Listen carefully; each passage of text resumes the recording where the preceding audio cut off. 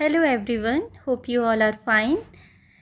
आज हम इस वीडियो में हमारा जो क्लास 3 का चैप्टर 6 है लिविंग इन हार्मनी, उसका पार्ट 2 करेंगे। मींस इसमें जो क्वेश्चंस हमारे बचे हुए थे और जो एक्सरसाइजेस थी वो कंप्लीट करेंगे। ठीक है, चलिए शुरू करते हैं। Guess who I am. आपको गेस करना है मैं कौन हूँ। ठीक है, सिट इन पेयर्स, आपको पेयर्स में बैठना है अपने फ्रेंड्स के साथ। One of you will think of the name of an animal, bird, insect or tree and whisper it in the ear of your partner.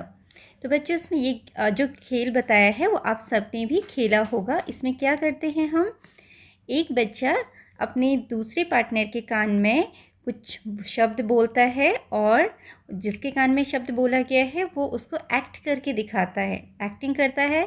और सामने जो हमारी दूसरी टीम होती है उसको पहचानना पड़ता है कि ये किसकी एक्टिंग कर रहा है। ठीक है, तो इसी में इस वाले जो एक्टिविटी है इसमें भी आपको इसी तरीके की कुछ एक्टिविटी करनी है। आपको अपनी फ्रेंड को, पार्टनर को किसी एनिमल का नाम, बर्ड का नाम, इंसेक्ट या ट्री का नाम धीरे से उसके कानों में बोलना है और फिर आपका फ्रेंड क्या करेगा, एक्टिंग करेगा और दूसरी टीम को वो एक्टिंग देखकर पहचानना है कि कौन से बर्ड, इंसेक्ट या एनिमल या ट्री का नाम बोला गया है। ठीक है, so make sure you do not से it to loud.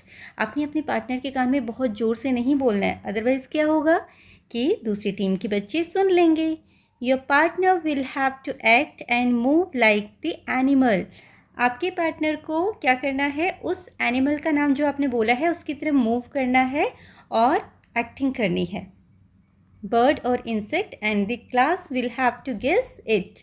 You can switch roles after this. अच्छा, ये एक्टिविटी आपने पूरी क्लास के सामने करनी है, तो आपकी क्लास के जो भी बच्चे होंगे वो पहचानेंगे कि आपने किस एनिमल, इंसेक्ट या बर्ड का नाम अपने पार्टनर को बताया है। ठीक है, for example, Gopa's friend Ali whispered frog into his ear. What do you think Gopa did? अब गोपा का जो दोस्त है अली, उसने गोपा के कानों में धीरे से, विस्पर्ड मतलब धीरे से फुसफुसाते हुए क्या बोला, frog. What do you think Gopa did? अब आपको क्या लगता है कि गोपा कैसे एक्टिंग करेगा, क्या बोलेगा? मतलब अब बोलना तो है नहीं, एक्टिंग करके कैसे दिखाएगा फ्रॉग की? तो यूजली जब हम फ्रॉग वर्ड बोला जाता है तो आपके दिमाग में कौन सा वर्ड आता है? फ्रॉग क्या करता है? Hop. Correct, frog hops. Frog एक जगह से दूसरी जगह फुदकता है। और मुझे पता है आप में से बहुत सारे बच्चों को हॉप करना आता होगा and you like it, isn't it? बच्चों को हॉपिंग अच्छी लगती है। तो गोपा भी क्या करेगा, वो हॉप करेगा और उसको देखकर क्लास के बाकी बच्चे पहचान जाएंगे कि गोपा किसकी एक्टिंग कर रहा है, कि कौन सा वो एनिमल का नाम बोला गया है। ठीक है, so next is Sukhiya's friend Surya whispered people tree into her ear. अब सुखिया का जो फ्रेंड है सूर्या, उसने क्या बोला उसके कानों में? पीपल ट्री, मतलब पीपल का पेड़ बनना है अब सुखिया को। What did you think Sukhiya did? अब सुखिया क्या करेगी? तो बच्चों, अगर हमें पीपल का पेड़ बनना है तो आप क्या करोगे? मोस्टली बच्चों को अगर बोला जाए पेड़ बन के दिखाओ तो क्या करते हैं, अपने दोनों हाथों को ऊपर कर लेते हैं। Suppose this is just for an example. ठीक है, ये इस तरीके से हाथों को ऊपर कर लेंगे, है ना? तो ऐसे करेंगे और इससे क्या पता चलता है कि पेड़ बन गया। So like this you can do so many activities in this. Okay, now come to next, discuss. First is how are we dependent on plants and animals. तो बच्चों, पहला क्वेश्चन है कि हम प्लांट्स के ऊपर और एनिमल्स के ऊपर कैसे निर्भर रहते हैं। तो ये क्वेश्चन पहले भी आया है, चलिए फिर इसका आंसर लिख दिया है, आप उसको देखिएगा। Second is how should we care for plants and animals in our environment. हमें अपने एनवायरमेंट में, वातावरण में प्लांट्स और एनिमल्स की केयर कैसे करनी चाहिए, वो भी हमने पहले डिस्कस किया है। That answer we have to write here again. Third is how do plants and animals depend on us. और प्लांट और एनिमल्स हमारे ऊपर कैसे डिपेंडेंट रहते हैं, ये आपको बताना है। चलिए देखते हैं इनके आंसर्स। बच्चों, इस तरीके से आप अपना आंसर लिख सकते हैं। Answer number 1, we depend on plants and animals for food, shelter and companionship. हम प्लांट्स और एनिमल्स के ऊपर कैसे निर्भर रहते हैं? हमें फूड मिलता है उनसे, शेल्टर भी मिलता है और कंपेनियनशिप मीन्स हमारे साथ वो दोस्ती करते हैं, दोस्त बन के रहते हैं, उनका साथ हमें मिलता है, ठीक है। We also get oxygen, medicine, gum, fibre etcetera from plants. और हमें प्लांट से और क्या क्या मिलता है? ऑक्सीजन भी मिलता है, मेडिसिन मिलते हैं, गम मिलता है और फाइबर मिलता है जिससे कपड़े बनते हैं, ठीक है। चलिए next answer is how should we care for plants and animals in our environment? आप क्या लिख सकते हैं? We care for plants and animals by providing water to plants, food and water to animals and protecting them from any harm। तो आप क्या कर सकते हो? आप प्लांट्स एंड एनिमल्स को वाटर दे सकते हो, ठीक है, और food and water to animals, और एनिमल्स को आप क्या दे सकते हो? खाना भी देते हो, वाटर भी देते हो, ठीक है। पौधों में हम पानी डालते हैं और एनिमल्स को हम पानी के साथ साथ खाना भी देते हैं और उनको प्रोटेक्ट भी करते हैं किसी भी हार्म से, ताकि उनको कोई नुकसान ना हो, इस बात का हम ध्यान रखते हैं। और आपका जो ये क्वेश्चन है how do plants and animals depend on अस, उसका आंसर हम पहले एक बार लिख चुके हैं, यही आंसर आप इसमें भी लिखेंगे। Human beings exhale carbon dioxide during respiration. This carbon dioxide is used by plants to make their food. In this way plants depend on us. Some animals also depend on us for their food, shelter and care. तो plants कैसे हमारे ऊपर कैसे dependent रहते हैं? हम plants को क्या देते हैं? कार्बन डाइऑक्साइड, जो कि हम एक्सेल करते हैं, जब हम सांस लेते हैं वो कार्बन डाइऑक्साइड प्लांट्स यूज़ करते हैं और अपना खाना बनाते हैं, और हम उनकी केयर भी करते हैं। ऐसे ही एनिमल्स भी फूड, शेल्टर एंड केयर के लिए हम पर डिपेंडेंट रहते हैं, ठीक है। चलिए बच्चों, यहाँ पर कुछ फिल अप द ब्लैंक्स दिए गए हैं, आपको फिल करने हैं किसके नेम से? प्लांट्स, बर्ड्स, एनिमल्स और इंसेक्ट्स। या तो आपने प्लांट का नाम लिखना है, बर्ड का नाम लिखना है, एनिमल या इंसेक्ट का नाम लिखना है, ठीक है। Now you have to complete it. I like looking at dash because. बच्चों यहाँ पर आपने क्या लिखना है कि आपको किसको देखना पसंद है, किसी बर्ड, प्लांट, एनिमल, जिसको भी आपको देखना पसंद है वो आप यहाँ पर लिखेंगे। Suppose I am writing here I like looking at peacock. Peacock, तो आपको जो पसंद है आप किसी एनिमल का भी नाम लिख सकते हैं, ठीक है। बिकॉज मीन्स क्यों पसंद है? So I am writing here because it has beautiful feathers. It has beautiful feathers, क्योंकि इसके सुंदर पंख होते हैं। पीकॉक के सुंदर पंख होते हैं, इसलिए मुझे उसे देखना पसंद है। तो आप कुछ और भी लिख सकते हैं। So I have written peacock, I like looking at peacock because it has beautiful feathers. Next, dash make me laugh because, ये मुझे हंसाता है, मतलब कौन से एनिमल को देखकर आपको हंसी आती है और क्यों आती है? So I am writing here cat make me laugh. Cat make me laugh, क्यों? Because it makes cute faces. Because it makes, क्योंकि ये बनाती है क्यूट, बहुत प्यारे प्यारे चेहरे बनाती है। मतलब अगर आप ध्यान से कैट को देखोगे तो उसकी शक्ल देख के आपको बड़ी हंसी आएगी, वो अलग अलग तरीके से एक्सप्रेशन देती है। तो अगर आपको कोई और एनिमल अच्छा लगता है जैसे कि मंकी, आप वो भी लिख सकते हो। वो क्या करता है? इधर से उधर लीप करता है ना, पेड़ों में कूदता है, तो that also you can write here. Third is my friend, यहाँ पर आप अपने फ्रेंड का नाम लिख सकते हो। My friend, I am writing here Ram, ठीक है। आप अपने फ्रेंड का नाम लिखेंगे यहाँ, माई फ्रेंड राम लाइक्स। अब आपके फ्रेंड को क्या पसंद है, कौन सा एनिमल पसंद है, वो आप लिख सकते हो। So you ask your friend and right it here. My friend Ram likes butterfly, मैं यहाँ लिख रही हूँ बटरफ्लाई। मेरी फ्रेंड राम को बटरफ्लाई पसंद है बिकॉज इट इज़ कलरफुल। जो बटरफ्लाई कैसी होती है? Colourful. Because it is colourful, क्योंकि वो रंग बिरंगी होती है, ठीक है। I would like to take care of, और मुझे किसकी केयर करना अच्छा लगता है? अगर किसी एनिमल की केयर करना अच्छा लगता है तो आप यहाँ पर लिखेंगे। So I am writing here I would like to take care of puppy. मुझे पपी की देखभाल करना बहुत अच्छा लगता है because it is very cute, क्योंकि वो बहुत क्यूट होता है। इट इज़ वेरी क्यूट और इट इज़ माई फ्रेंड, और इट प्ले विथ मी, चलो ये लिखते हैं बिकॉज इट प्लेज विथ मी, वो मेरे साथ खेलता है। इट प्लेज विथ me. Like this you can complete your fill up. Okay, now come to next. Second question A part, which is your favorite animal? आपका favorite animal कौन है, या bird या insect या फिर plant, किसी एक का नाम आपने लिखना है। Among those you have named above, अच्छा जो आपने ऊपर नाम लिखा है ना, नाम बहुत सारे, उनमें से आपका favorite कौन सा है वो आपने यहाँ पर लिखना है। तो जैसे मैंने लिखा यहाँ पीकॉक मुझे पसंद है, same answer I will write, because is my favourite bird and puppy is my favourite animal, here I can write. Okay, तो आपको जो पसंद है आप वो लिखेंगे। तो बच्चों देखिए यहाँ आंसर लिख दिए गए हैं, तो इस तरीके से आप अपना आंसर बनाएंगे। I have written here peacock is my favourite bird and puppy is my favourite animal. जो पीकॉक है मेरा फेवरेट बर्ड है और पपी मेरा फेवरेट एनिमल है। आपका बी पार्ट में बोला गया है why do you like it, आपको वो क्यों पसंद है। तो आप क्या लिखेंगे, I like peacock because it has beautiful feathers, ये पहले भी बताया ऊपर, ठीक है, क्योंकि उसके खूबसूरत पंख होते हैं।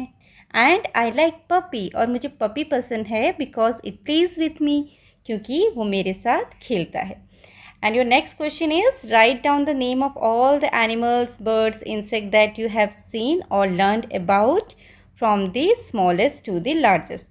तो बच्चों इसमें ये बोला है कि आपने अगर किसी बर्ड की, बहुत सारे बर्ड्स के बारे में ऑलरेडी आपने पढ़ा है, एनिमल्स के बारे में भी, इंसेक्ट्स के बारे में भी, तो आपने कुछ के नाम यहाँ पर लिखने हैं, बट कैसे लिखने हैं, स्मॉलेस्ट टू लार्जेस्ट, मतलब सबसे, उनमें से सबसे छोटा कौन है, बड़ा उससे बड़ा, उससे बड़ा, उससे बड़ा, ठीक है, इस तरीके से आपने आंसर लिखने हैं। तो आप किस तरीके से लिख सकते हैं, one I have written for you here, I have learned about, मैंने पढ़ा है, ant, spider, cat, dog, cow and elephant। तो इसमें देखिए किस तरीके से लिखा है, सबसे छोटा, पहले सबसे छोटी कौन होती है, एंट, उससे बड़ा स्पाइडर, उससे बड़ा कैट, उससे बड़ा डॉग, उससे बड़ा काउ एंड उससे बड़ा एलिफेंट। तो इस तरीके से आपने ये आंसर लिखना है। Now next question is draw, आपने ड्रॉ करना है क्या, name and draw animals, birds and insects that have, जिनके होते हैं क्या, 2 legs, 6 legs, 4 legs, 8 legs। तो बच्चों यहाँ पर आप एक एक एनिमल या बर्ड या इंसेक्ट की पिक्चर बनाएंगे और नाम लिखेंगे जिनके 2 legs होते हैं। सबसे पहले हम 2 legs वाला देखेंगे। 2 legs किस किस के होते हैं, बर्ड्स के 2 legs होते हैं। तो आप किसी भी बर्ड का नाम, जैसे कि हम यहाँ पर लिखते हैं पैरेट, तो आप यहाँ पे पैरेट का नाम लिख के पैरेट का पिक्चर बना देंगे। आप किसी और बर्ड का भी लिख सकते हो, उसका पिक्चर बना सकते हो। ओके, सेकंड बी में क्या है, 4 legs। 4 legs किसके होते हैं बताइए, को एनी एनिमल, तो कोई भी एनिमल जैसे कैट, डॉग, पपी, आप जो भी एनिमल जिनके 4 legs हैं, जिनकी पिक्चर बनानी आपको आती है और अच्छी लगती है, that you can make here. Then see में आप क्या लिखेंगे, 6 legs। 6 legs किसके होते हैं, एंट, चींटी के 6 legs होते हैं। So you can make picture of ant here and you can write the name. Then D part, D में क्या बोला है, 8 legs। 8 legs तो बच्चों आपने पढ़ा होगा हिंदी में भी, किसके होते हैं, स्पाइडर के, मकड़ी के। So you can make picture of spider here. Okay, तो इस तरीके से हम अपनी ये एक्सरसाइज कंप्लीट करेंगे। Next is do you no, क्या आपको पता है। चलिए आपको एक छोटी सी इंफॉर्मेशन यहाँ पर दी है, इसको पढ़ते हैं। A true story. This is a story of a small town called Valparai in Tamil Nadu. तो ये एक छोटा सा शहर है तमिलनाडु में, वलपराई, वहाँ की कहानी है। Throughout the school year, the children and teachers in different schools in Valparai look for and record birds that come to their town. तो बच्चों वहाँ पर क्या करते हैं, उस छोटे से टाउन में, उस छोटे से शहर में, वहाँ के स्कूल्स में जो बच्चे और टीचर्स होते हैं, पूरे साल भर उन बर्ड्स का रिकॉर्ड रखते हैं जो पूरे साल उनके शहर में बाहर से आए। ठीक है, कौन कौन से बर्ड्स, नए नए बर्ड्स उनके स्कूल में आ रहे हैं, शहर में आ रहे हैं, आसपास आ रहे हैं, तो उनको जो भी बर्ड्स दिखाई देती हैं न्यू न्यू, उन सब का रिकॉर्ड वो रखते हैं, कितनी बर्ड्स वहाँ पर उनके शहर में आए। ठीक है, तो ये काम किनका है? बच्चों का और टीचर्स का। Just after the rains and in the winter months they plan a special welcome for these birds grey wagtails. अच्छा, तो इसमें क्या बताया गया है कि जैसे ही बारिश होती है, just after the rains, rainy season चला जाता है, and in the winter months, और सर्दियों का मौसम आ जाता है और सर्दियां होती हैं, दे प्लान अ स्पेशल वेलकम। वो स्पेशल वेलकम प्लान करते हैं किनके लिए? उन वेगटेल्स के लिए। उनका ग्रे वेगटेल्स बर्ड है, देखो दिस इज़ ग्रे वेगटेल, तो इन बर्ड का वेलकम करने के लिए वो प्लानिंग करते हैं। These birds commonly known as वलाटी कुरुई, तो वहाँ की भाषा में इसको वलाटी कुरुई बोला जाता है इन तमिल, ठीक है। ड्यूरिंग द कोल्ड विंटर, जब बहुत ठंड होती है, months, the grey wagtails arrive all the way from the mountains to the warmer parts of India and stay there for a few months. तो बच्चों ये जो बर्ड है ना, ये कहाँ से आती है? ये माउंटेन्स, जहाँ पहाड़ों से आती, पहाड़ों में विंटर्स के समय बहुत ज़्यादा ठंड हो जाती है, तो ठंड से बचने के लिए ये जो बर्ड हैं, ये विंटर सीजन में कहाँ आ जाती हैं? Warmer part of India, India में जहाँ पर थोड़ी गर्मी होती है। सर्दियों में गर्मी कहाँ पर होती है? साउथ में होती है। तो हमारा जो तमिलनाडु है वो साउथ में है, और वहाँ विंटर में बहुत ज़्यादा ठंड नहीं पड़ती, तो ये बर्ड ठंड से बचने के लिए वहाँ पर आती हैं, ठीक है। When the first grey wagtails arrive in Valparaiso, the children and teachers celebrate their arrival by putting up welcome posters for the birds and they distribute sweets to everyone. तो देखो कितना अच्छा ये वेलकम करते हैं बच्चे और टीचर्स मिलकर। ये क्या करते हैं, जब पहली वेगटेल आती है वहाँ पर वलपराई में, जैसे ही सर्दियाँ शुरू होती हैं तो पहली जो वेगटेल आती है, तो सारे टीचर्स उसका वेलकम करते हैं। और कैसे सेलिब्रेट करते हैं? वो बड़े बड़े पोस्टर्स बनाते हैं, वेलकम पोस्टर्स बर्ड्स के लिए, और स्वीट्स डिस्ट्रीब्यूट करते हैं, सबको मिठाइयाँ बांटते हैं, ठीक है। Now there are 2 questions. Do you know why these birds are called wagtails? Find out. अच्छा, आपसे पूछा गया बच्चों इनको वेगटेल्स क्यों बोला जाता है, तो आप में से हो सकता है किसी को पता हो, बहुत सारे बच्चों को नहीं भी पता होगा। तो वेग मतलब होता है हिलाना, ऊपर नीचे हिलाना, तो ये वेग टेल्स मतलब होता है अपनी पूंछ को हिलाना। ये बर्ड क्या करती है? अपनी पूंछ को, टेल को ऊपर नीचे हिलाती है पूरे समय, तो इसको इसलिए वेग टेल बोला जाता है, ठीक है। And second question is, do you want to give a title to the story? अब इस कहानी का अगर आप कोई टाइटल लिखना चाहोगे तो बताओ क्या लिख सकते हो। जैसे इसमें तो अ ट्रू स्टोरी लिखा हुआ है, आप और कुछ सोचते हो कि इसका कुछ टाइटल होना चाहिए, तो आप क्या लिख सकते हो? वेलकम ऑफ वेग टेल्स, ओके, वेलकम ऑफ वेग टेल्स, ठीक है, वेग टेल्स का वेलकम। और इसके अलावा भी आप और भी बहुत सारे हेडिंग्स और टाइटल इस स्टोरी को दे सकते हो, जैसे कि लकी वेग टेल्स, कितनी लकी है ना ये बर्ड, इनका स्वागत होता है, वेलकम होता है, लोग इनके आने की खुशी में मिठाइयाँ बांटते हैं। तो you can also right lucky वेग टेल्स, ओके।